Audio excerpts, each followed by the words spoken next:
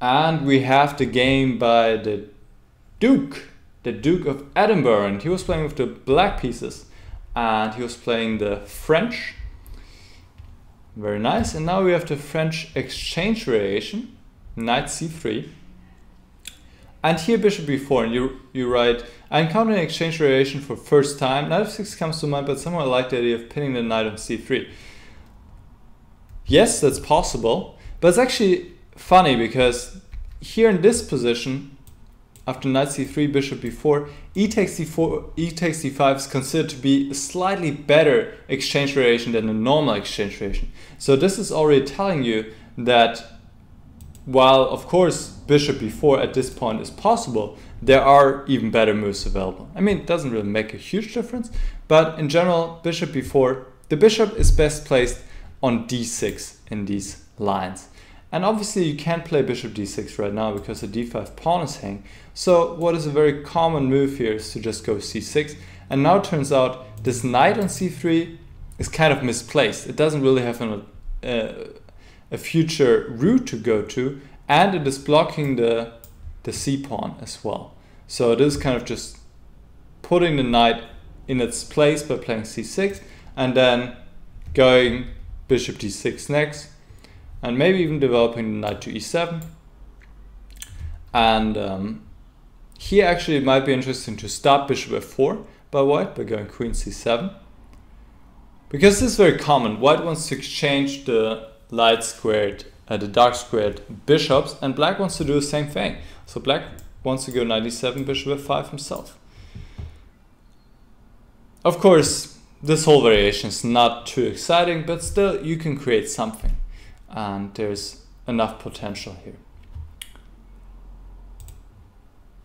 So this is just a minor thing, obviously. Bishop b4, bishop b5 check, but obviously you already know what I'm going to say now. Just play c6. Yes, you can go knight c6, but why not just push the bishop back?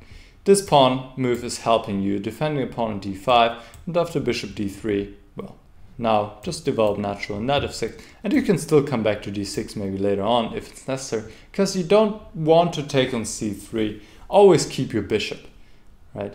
So this pin is not doing too much for you. It's not doing too much because you don't want to take to anyway, and later the bishop will be better placed on d6.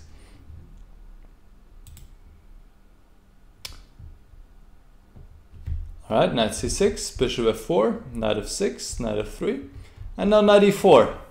Going straight for the knight on c3, putting on some pressure, and it works out. Here your opponent goes astray by playing queen e2. White could just castle, and that would be fine for white, because after knight takes c3, for example, white has this very nice move, queen e1 check. The point is, if king moves or bishop in between, then just b takes c3. And if knight e4, then actually white can take the bishop on b4, since this knight is pinned. So here, probably bishop takes c3, and then just castling here. I think knight takes c3 once again would run into something like queen e1 check, knight e4, and then possibly knight e5 or knight e2. And like I said, if there's no reason to, then don't give up your bishop. Alright, let's see the game. Queen e2, castle, and now queenside castle. Yeah, white definitely needs to castle here. Kingside, like you're saying yourself, this is a crucial mistake already. And in general, it's true. The white king doesn't feel that safe on the queenside anyway. And now bishop takes c3, pawn takes, knight takes c3 is picking up the exchange array, but I really like what you did here. Like I said earlier, if you see a good move, look for a better one. Knight takes d1 is a good move, but there's something even better, and that's knight b4, and that's what you played, and that is good. Always keeping the eyes open, because now after queen takes c3, there's the fork, winning the queen, and white is just in big trouble. Queen d2, knight b takes a2 check, king b2 only move, and now very nice, bringing the queen into attack, queen e7. The queen is coming to b4 with devastating effect. And white just can't get rid of these knights in time. Very annoying knights. So queen d3, queen b4 check, king a1, and now queen a5.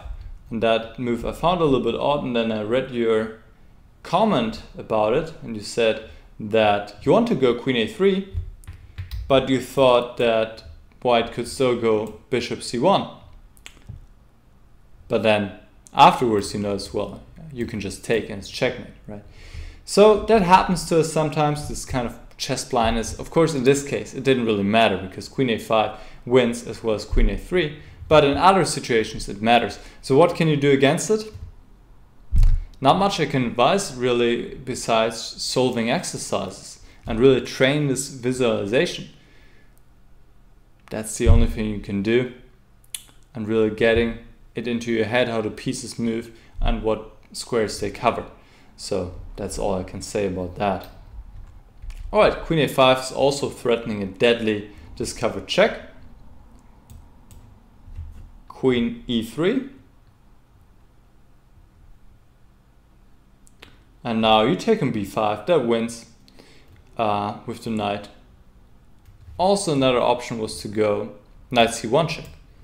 That would have actually forced a checkmate very quickly because of the king b2, there's queen b4 check, king takes c1 and knight a2 checkmate, and after king a1, well, we're already familiar with this one, it's also checkmate.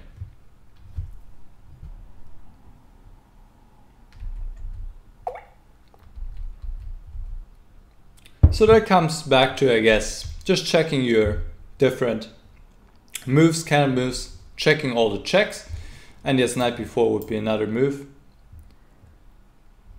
that you could check, but then maybe you just look at knight c1. First it looks odd, obviously, but there's a point to keep this square on b4 vacant for the queen, and just going through the check variations.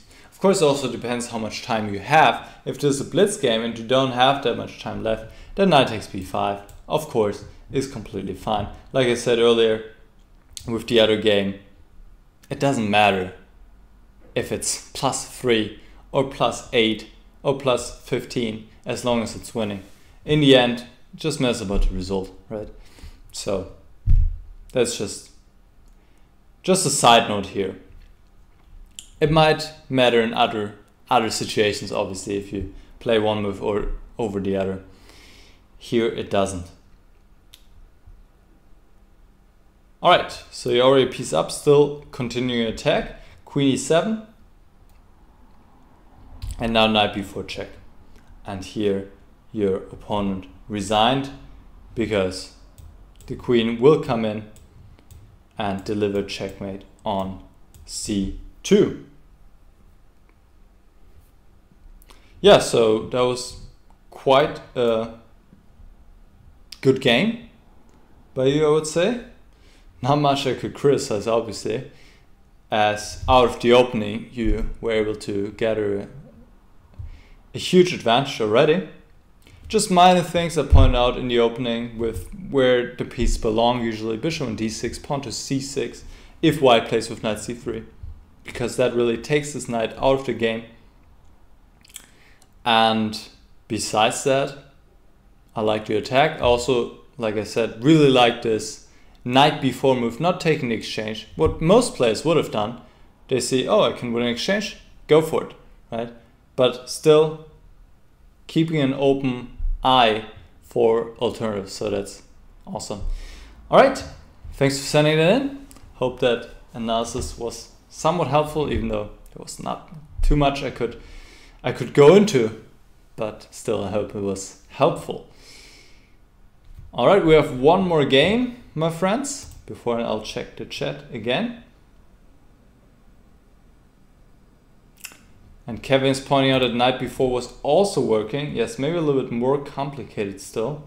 So let's just show this briefly. It's just all about calculation, really, right? So knight b4, king b2, that's all forced, forced, takes.